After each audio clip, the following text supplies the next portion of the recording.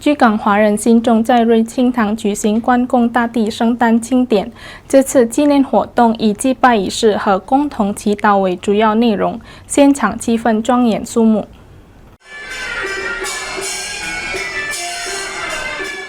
关公大帝是瑞清堂的主神，每年一次的圣诞庆典是信众和庙宇管理人员举行的重要宗教活动之一。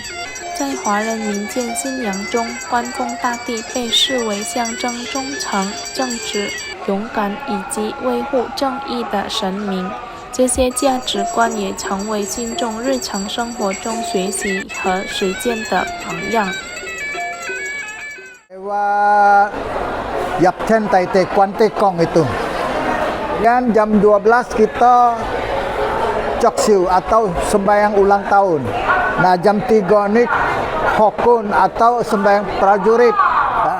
Harapan kita Republik Indonesia kalau kita kan aman-aman aja, tenang, tentram, dan kita bisa Indonesia lebih maju lagi。